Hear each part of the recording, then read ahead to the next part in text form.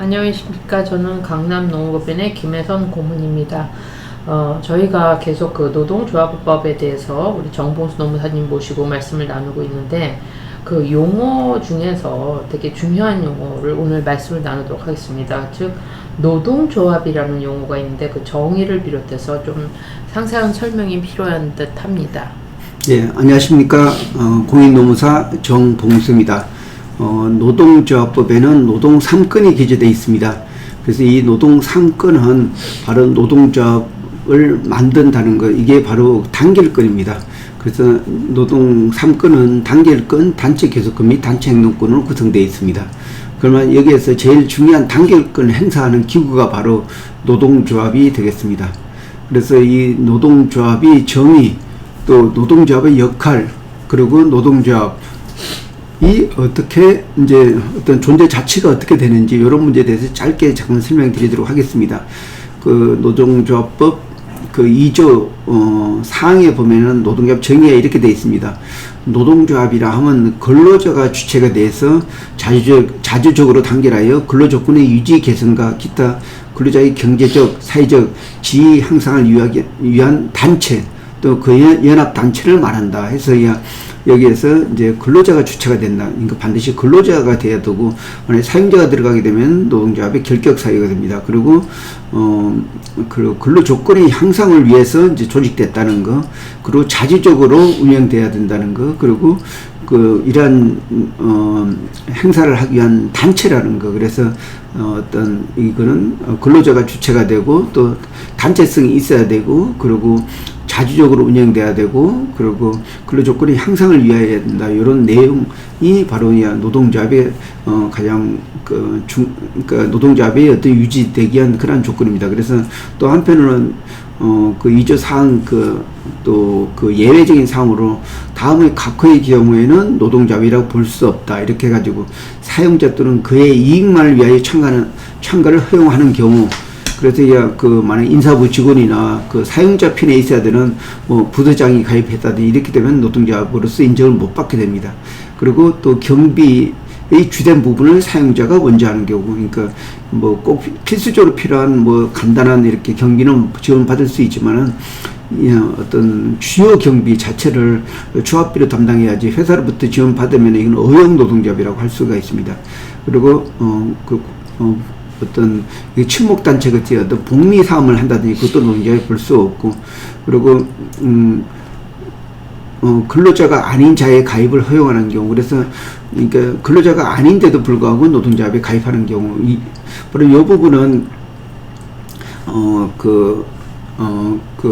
교원 노동조합이 있는데, 교원 노동조합이 시국선을 하면서 그 간부들이 해고됐을 때 해고됐지만은 그 간부들이 계속 그 조합원 지위를 유지하고 있고 간부 역할을 하게 되면은 이렇게 노동조합 근로자가 아닌 자의 가입을 어떤 구성을 하고 있기 때문에 바로 그 노동자 자체가 노동조합에서 인정을 받을 수가 없습니다. 그래서 한때는 이런 사유 때문에 교원 노동조합이 헌법상의 노동조합, 그러니까 노동조합으로부터 보호를 못 받는 법의 단체로 굉장히 오랫동안 있다가 나중에 좀 구제가 된 걸로 이제 알고 있습니다. 그리고 정치운동을 많이 하는 단체, 이런 단체는 노동조합이라고 볼 수 없다. 그래서 여기 중요한 거는 왜 노동조합을 만드는지, 이 노동조합을 만드는 이유는 바로 근로조건의 향상을 위하는 건데, 근로조건의 향상은 바로 단체협약을 체계를 통해서 만들 수 있습니다. 이 단체협약을 유리하게 체결하기 위해서 바로 집단적 행동하는 게 바로 단체 행동권입니다. 그러니까 이와 같이 이 주체가 되는 게 바로 노동조합이고, 이 노동조합을 만드는 이유는 단체협약을 유리하게 체결하기 위해서 만든다. 그런 차원에서 노동조합을 이해하면 되겠습니다. 네, 그렇군요.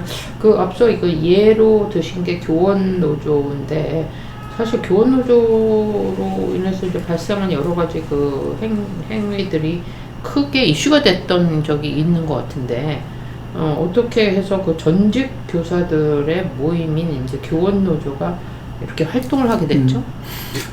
예, 사실상 교원이나 공무원들 같은 경우는 이제 단결권과 단체 교섭권만 있고 단체 행동권이 없습니다. 그래서 결국 그 교섭력이 부족하다는 얘기거든요. 근데 이제 노동자로서 실체는 있기 때문에 좀 더 자기 목소리를 내고 또 어떤 근로 조건의 향상을 위한 어떤 힘 있는 단체로 하려고 하다 보니까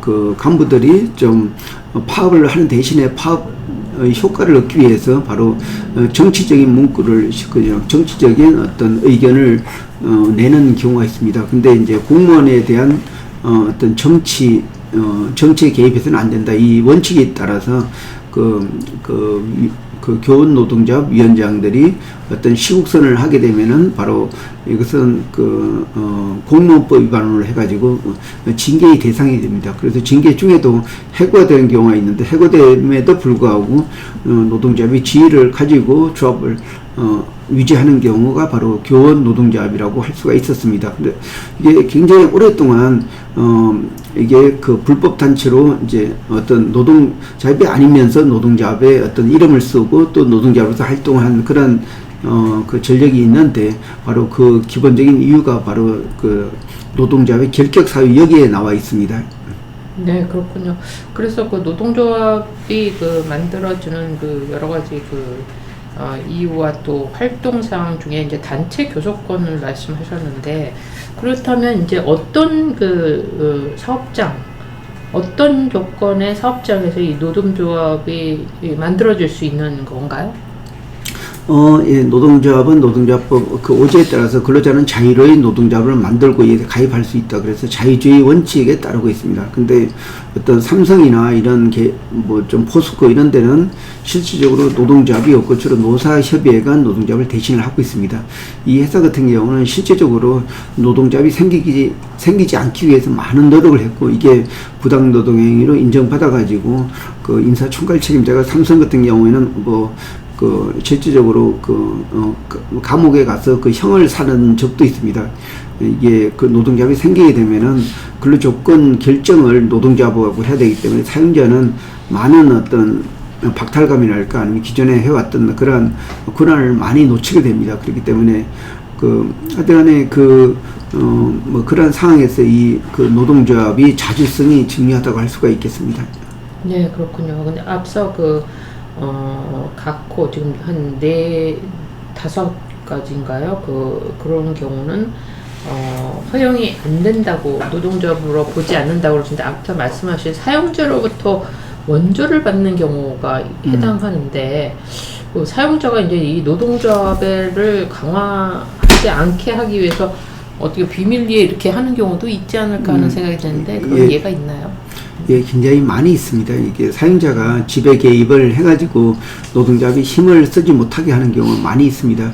그래서 실질적으로 우리가 보는 뭐 현대자동차나 주로 어떤 굉장히 좀 어떤 회사하고 항상 부딪히는 이런 노동자 같은 경우는 매스컴이 나오는데, 이렇게 우리가 볼 수 없는 이렇게 사각지역에 또 이런 조용한 회사 같은 경우에 그 노동조합을 만들고 단체 교섭을 못 해가지고 그냥 노동조합만 이렇게 유지하는 그런 데도 많이 봤습니다.